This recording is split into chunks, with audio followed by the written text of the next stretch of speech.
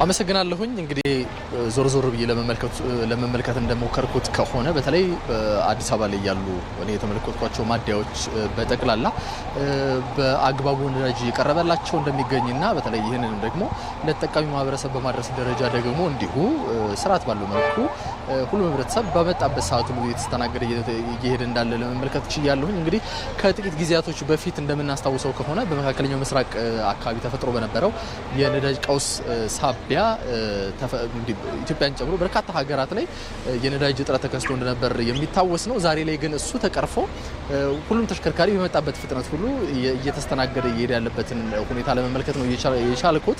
እንግዲህ ያናገርኳቸው አሽከርካሪዎችም እንዲሁም ደግሞ የማደያ ሰራተኞችም እንዲሁ ኃላፊዎችም እንደነገሩኝ ከሆነ ያን እጥረቱ በተከሰተበት ሰሞን የነበረው ሁኔታ አሁን ላይ ካለው አንፃር እጅግ በጣም የሚለያይ እንደሆነና በተለይ እንግዲህ አሁን በጣም ወደ መደበኛ ስርዓት መመለሱን ይህም ደግሞ በተለይ ቀርተው ለመሄድ በተለይ የትራንስፖርት አገልግሎቱን በማሳለጥ ረገድ ኢኮኖሚው እንዲንቀሳቀስ ከማድረግ ረገድ ከፍተኛ ሚናን እየተጫወተ እንደሚገኝ አንስተውልኛል። ዛሬ ላይ እንግዲህ እነዛ ሰልፎች ከዚህ በፊት እናያቸው የነበሩ ሰልፎች ዛሬ ላይ የሉ።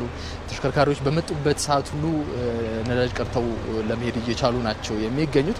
እንግዲህ ይህ ማለት ግን በተለይ እጥረቱ ተከስቶ በነበረበት ሰዓት የነበረንን በተለይ የነዳጅ አጠቃቀም ስርዓታችንን ቁጠባ በተሞላበትና አግባብ ባለው መልኩ ወደ ማድረግ እንደተሻገርን ሁሉ አሁን በዚህ በመደበኛውም ጊዜ በተለይ እንግዲህ እንደሚታወቀው መንግስት በጣም ብልህ የሆነ እርምጃዎችን በመውሰዱ ዛሬም ድረስ እንግዲህ ሆርሙዝ ተዘግቶ ነው የሚገኘው። መንግስት ግን በጣም ብልህ የሆነ እርምጃ በመውሰዱ ሳቢያ ዛሬ ኢትዮጵያ ውስጥ የነዳጅ እጥረት የለም።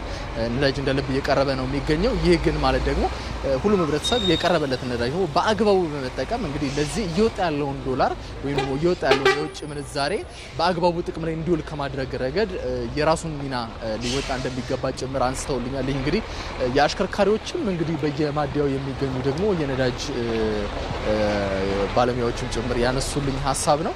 ለሰዓቱ ያሉ መረጃዎች እነዚህን ይመስላሉ። ወደ ምሽት ደግሞ መንግስት ምን አይነት ውሳኔዎችን ወስዶ እነዚህ እንግዲህ በዚህ ደረጃ የነዳጅ ሁኔታው በኢትዮጵያ ውስጥ እንዲህ ሊረጋጋ ቻለ የሚለውን ጭምር የሚያሳይ ዘገባ ይዘን የምንመለስ ይሆናል። እናመሰግናለን ሳምሶን። መልካም ጊዜ።